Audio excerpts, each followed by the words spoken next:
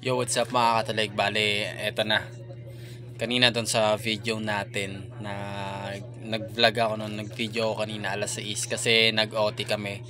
Tapos eto nakapagpahinga naman na tayo. So, pinakita ko doon kanina yung na-order nating parcel. So, eto yun. Yung sa nag-order tayo ng portable na nebulizer.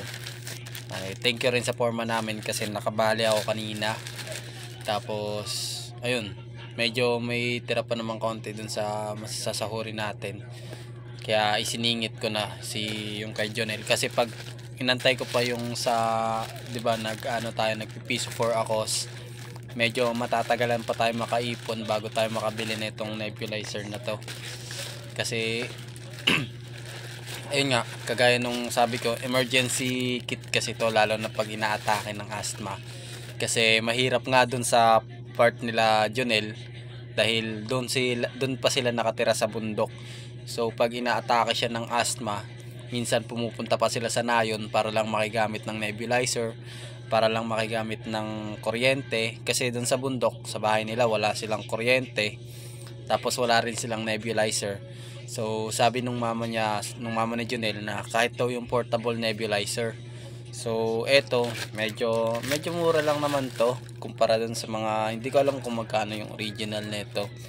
Pero syempre, para na rin sa bata kahit papaano may magamit. Eto na, naka-order na tayo. Tapos ngayon bubuksan natin para ma-check natin kung ano ba, kung gumagana ba siya. Tapos bumili ako nitong balan na ng nebulizer para matesting natin kung gumagana talaga siya. Tapos ayun, sana gumana to kasi ang hirap lalo na pag minsan kasi ranas ko yan yung may asthma.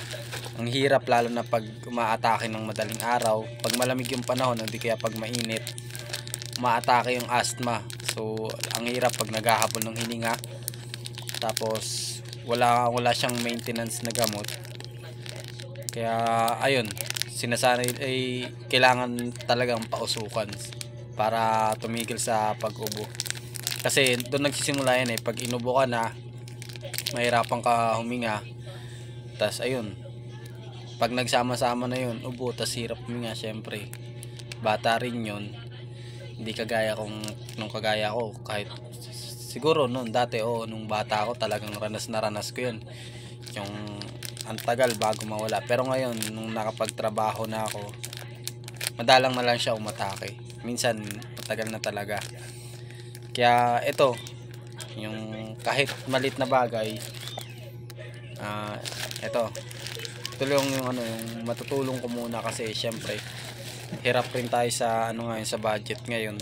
Tapos yung sa pag-vlog natin, hindi pa naman tayo sumasahod. Yung mga nalikom natin pera dun sa hiningin natin piso for akos, bale konti pa lang siya, 256 pa rin. Wala pa pong nadadagdag doon, ilang araw. Yun pa lang 256 pesos. Tapos titingnan natin pag nakabali ulit ako sa Sabado, kung makabali man na madagdagan natin kahit papano para makabili tayo ng ganitong bala. Kasi pag okay itong nabili nating nebulizer, ganitong bala na lang. I-charge lang naman nila ito. Tapos ganitong bala yung nakalagay dun sa resibo. Ganito lang yung bibilhin natin para may pang emergency kit na si Janelle. So ayun, tara, buksan muna natin. Sana gumana. Let's go.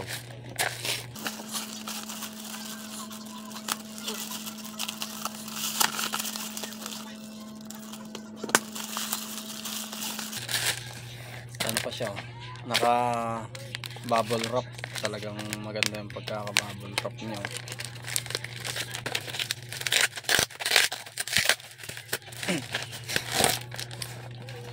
So ayun, ito na siya. Tingnan natin yung nasa loob.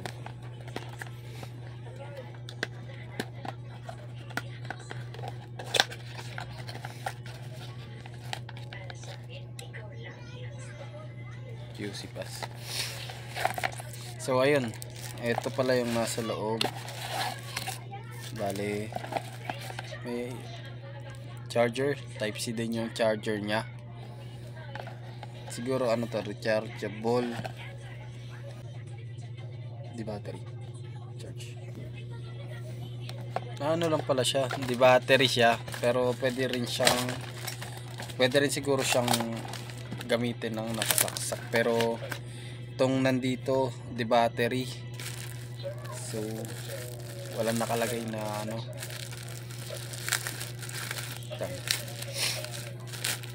Tapos ito yung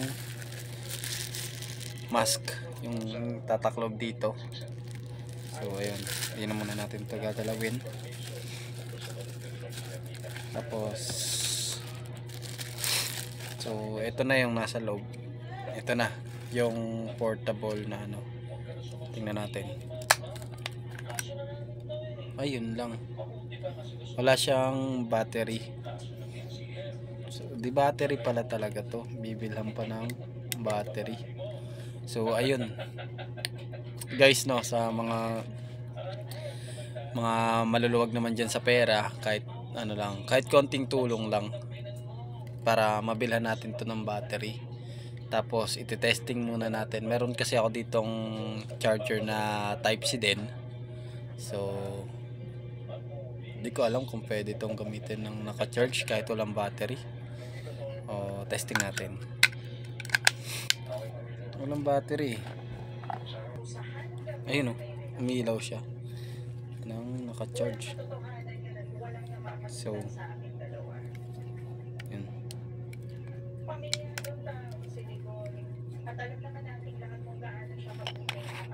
Kala ko talaga naka built-in battery na siya kasi ayun nga, pero mura lang kasi wala nga tayong budget, pero pang emergency kit lang talaga to. So ito siya. Tapos ito ilalagay ko muna, testing natin. Ano to, so ayun, ito lalagay na natin ha.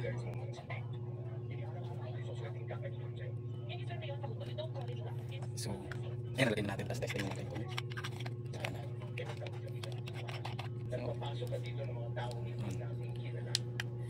ayun o, yun, gumagana siya, goods. Bali okay nga. Tapos meron pa siyang yung mas malakas. Ayan. Diba namatay siya. Ito mild lang. Yung pangalawa pala mild lang. At yung una malakas. Ayan. So ayan, goods na goods to. Dati nung bata ako, pag nagkakasma ako ganyan, naamoy, ganito rin yung naamoy ko. Tapos meron siyang mask ha. Dati sa akin yung nasa mouth lang, yung naka-straw. Pero ito, kita natin no, gumagana. Okay na to. Bali sa linggo, pag may budget tayo, puntahan natin si Janelle. Tapos sana makaipon pa tayo ng pera para mabila natin ng gamot na nandun sa resibo niya. So ayun, bali hanggang dito na lang. Ito yun. Sa nais po talaga tumulong, sa nais pa magpaabot ng tulong, nandun po yung GCash number ko sa baba or dun sa description, ilalagay ko rin po dun. Tapos sa lahat pala ng mga nagchat na nagte-text na nanghihingi na papadala raw o bibigay ng code, so ayun, bahala na yung Diyos sa inyo. Basta eto na, ito na yung kailangan ni Jonel. Bibilhan na rin pala natin to ng battery sa Sabado bago natin ibigay sa kanya. So hanggang dito na lang. Pagbili pala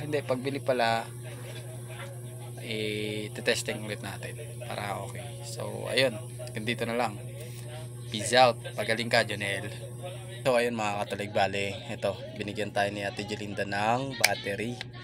So ayun, salamat kay Ate Jolinda. Ito, double A to. Ganito rin yung bibili nating extra battery para maraming battery yung ano nakate na magagamit, kumbaga pag naubusan yung ano, pag naubos, or di kaya bibili tayo ng mga ever ready para mas ano, mas matagal masira. So ito, testing natin. Bali ito siya, pag di battery ha, wala, ito siya nakasaksak, so di battery lang. So ito na yun, di ba? Para Ah, yun. Ganito rin kasi inaano ko dati, lalo na pag yung sobrang lala ng asthma ko, hindi talaga ako makahinga. Ganito yung pinapalangap sa akin. So, yun, eto. Hugasan na lang natin ito mamaya pagtapos. Tas, ito yung maganda kasi talaga, di battery lang siya. Nung kala Junel walang kuryente. Kaya, ayun, goods na goods. So, ayun, thank you ulit kay Ate Jolinda. At, ayun, bale, battery pala kailangan rin natin talaga. So, ayun, isipin na lang natin, malalaman natin sa Sabado pag nadagdagan yung budget natin. Bale, makakabili naman tayo. Depende, hindi ko alam kasi doon may resibo na kasi yun yung bibili nating gamot na gantong pampauso. Tapos, yung sobra, battery. So, yun lang. Pang emergency muna. Tsaka, kasi wala pa naman tayong ganong pondo. Kung sumasahod na sana ako, sa ano kaso wala pa talaga. Pero okay na din to. Kaya, ayun, Jonel, ito. Pang emergency, di mo na kailangan pumunta ng nayon. Di mo na kailangan manghiram or mangatok kung kanino ka makikisaksak. Ito. Sana tumagal. Tsaka, hanap tayo pag medyo may pera na, hanap tayo nung ano siya, rechargeable na ano, na ganito talaga. So ayun lang, peace out.